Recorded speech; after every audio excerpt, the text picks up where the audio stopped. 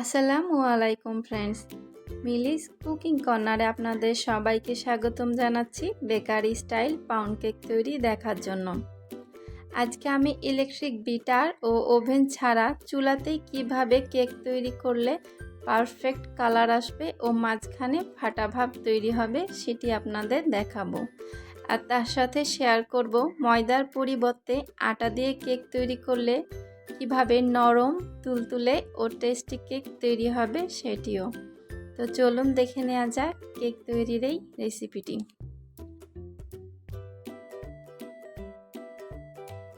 আমাদের সবার বাসাতে ইলেকট্রিক বিটার না থাকলেও একটা ব্লেন্ডার কিন্তু থাকে, তাই আজকে আমি কেক তৈরি করব ব্লেন্ডারের সাহায্যে।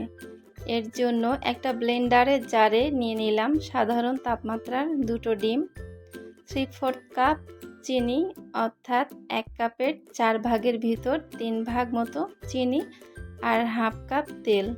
তেলটা আমি এখানে একটু বেশি নিয়েছি, কারণ তেলের পরিমাণটা সামান্য বেশি দিলে কেকটা নরম হয় আর খেতেও কিন্তু টেস্টি হয়। এখন সবগুলো উপাদান 1 থেকে 1.5 মিনিট মতো ব্লেন্ড করে নিব, চিনিটা পুরোপুরি গলে যাওয়া পর্যন্ত। আপনাদের সুবিধার্থে কেক তৈরির উপাদানগুলোর পরিমাণ মেজারমেন্ট কাপ ও গ্রামের হিসেব অনুযায়ী ডেসক্রিপশান বক্সে দেয়া থাকবে, প্রয়োজনে সেগুলোও দেখে নিতে পারেন। এবার উপাদানগুলো থেকে তৈরি ব্যাটার একটি মিক্সিং বোলে ঢেলে নিয়ে তাতে শুকনো উপকরণগুলো অ্যাড করব।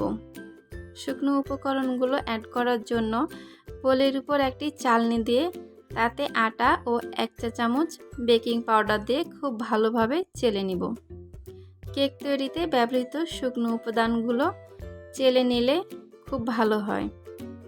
আজকে কেক তৈরিতে আমি 1 কাপ আটা ব্যবহার করব, তবে সম্পূর্ণ আটাটা একবারে না দিয়ে 2 থেকে 3 বারে দিব। 1 চিমটি লবণ দেবার পর একটি স্প্যাচুলার সাহায্যে শুকনো উপকরণগুলো ব্যাটারের সাথে খুব ভালোভাবে মিক্স করে নিব। বাকি যে আটাগুলো ছিল সেটিও আমি আলাদাভাবে চেলে ব্যাটারের সাথে যোগ করে দিলাম। দেখতেই পাচ্ছেন কিভাবে আমি স্প্যাচুলাটা দিয়ে আটাগুলো অ্যাড করে নিচ্ছি। তবে স্প্যাচুলা না থাকলে আপনারা কোনো চামচ বা ডিম ফেটনি দিয়েও এই কাজটা করতে পারেন। ব্যাটারের সাথে আটাগুলো মিক্স করার পর ব্যাটারটা কিন্তু অনেকটাই ঘন হয়ে গিয়েছে, তাই এই পর্যায়ে দিয়ে দিলাম 4 টেবিল চামচ মতো দুধ। দুধটা কিন্তু নর্মাল টেম্পারেচারের হতে হবে। আবারও খুব ভালোভাবে দুধটা মিক্স করার পর দিয়ে দেব ভ্যানিলা এসেন্স। যারা ডিমের গন্ধ পছন্দ করেন না তাদের জন্য এই ভ্যানিলা এসেন্স দেয়া, অন্যথায় এটি না দিলেও চলবে। এখানে আমি 1/3 চা চামচ পরিমাণ ভ্যানিলা এসেন্স দিয়ে দিয়েছি। আশা করছি কেকের ব্যাটার দেখেই বুঝতে পারছেন এর ঘনত্বটা কীরকম হতে হবে। আমার কেকের ব্যাটার সম্পূর্ণ রেডি, এর ভিতরে কোনো প্রকার কোনো দলা নেই। এখন এটা আমি বেক করে নিব। বেক করার জন্য আমি একটা 8 ইঞ্চি সাইজের কেক মোল্ড নিয়েছি। এরপর এতে সামান্য একটু তেল দিয়ে দিলাম আর চারিপাশটায় তেলটা ভালোভাবে মেখে নেব, যেন কেকটা আনমোল্ড করার সময় খুব সহজেই খুলে আসে। এরপর মোল্ডের তলায় দিয়ে দিলাম লেখালেখির একটা কাগজ। এখন আমি ব্যাটারটা সম্পূর্ণ মোল্ডে ঢেলে নিব। কেকের ব্যাটারটা মোল্ডে ঢালার সময় অবশ্যই খেয়াল রাখবেন যেন অর্ধেকটা অংশ ফাঁকা থাকে, কারণ কেকটা বেক হবার পর ফুলে অনেকটাই উঁচু হয়ে যাবে।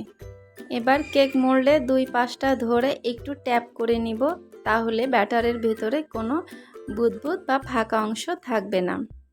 যারা কেকের উপরে ফাটা পছন্দ করেন তারা আমার মতো করে একটা কাঠি দিয়ে ব্যাটারের উপর অংশে একটু দাগ কেটে নেবেন, তাহলে কেকটা ফাটা হবে।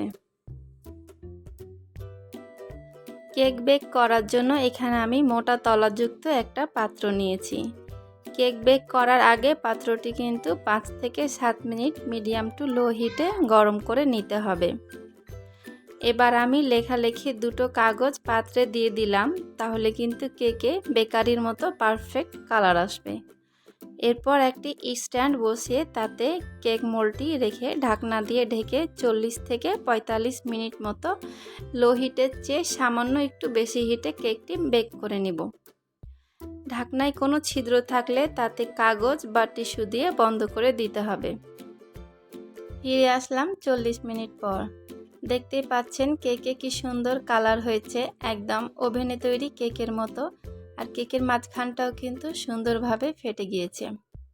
এবার একটি কাঠি দিয়ে চেক করে নিব কেকটা পারফেক্টলি বেক হয়েছে কিনা। কাঠিটি ক্লিন এসেছে, তার মানে বুঝতে হবে কেকটা পারফেক্টলি বেক হয়ে গিয়েছে। এবার আমি এটা পাত্রের ভিতর থেকে বের করে নিব। এবার কেকটা আনমোল্ড করার পালা। কেক আনমোল্ড করার জন্য কেকের চারপাশটা চাকু দিয়ে একটু আলাদা করে নিতে হবে। এটা একটু সাবধানে করতে হবে যেন কেকটা কেটে না যায়। যেহেতু মোল্ডের চারপাশে তেল লাগানো ছিল, তাই মোল্ড থেকে কেকটা কিন্তু সহজেই বের হয়ে আসবে। আমার আজকের কেকটা চুলায় তৈরি করা হয়েছে, কিন্তু আপনারা দেখতেই পাচ্ছেন কেকের কালার কিন্তু পুরোপুরি ওভেনে তৈরি কেকের মতোই হয়েছে, আর এর কোনো অংশ কিন্তু পুড়েও যায়নি। এবার আমি একটা চাকু দিয়ে কেকগুলো টুকরো করে নিব আর আপনাদের দেখিয়ে দিব কেকের ভিতরের কালারটা কেমন হয়েছে। তো আপনারা দেখতে পাচ্ছেন বেকারি স্টাইলে পাউন্ড কেক যেভাবে তৈরি করা হয় আর এর ভিতরের অংশটা যে কালারের থাকে ঠিক সেইভাবেই হয়েছে। আপনারা যারা ভাবছেন ওভেন ও ইলেকট্রিক বিটার ছাড়া কেক নরম তুলতুলে টেস্টি হয় না, সুন্দর কালার আসে না, তাদের কাছে অনুরোধ রইল আমার রেসিপিটি অবশ্যই A to Z ফলো করে বাসাতে কেক তৈরি করে দেখবেন, আর কেমন হয়েছে সেটিও কিন্তু কমেন্টে জানাতে ভুলবেন না। আশা করছি ভিডিওটি ভালো লেগেছে। ভালো লেগে থাকলে লাইক কমেন্ট করে পাশে থাকবেন আর আমার চ্যানেলটিকে সাবস্ক্রাইব করে দিবেন। সবাই অনেক ভালো থাকবেন। আল্লাহ হাফেজ।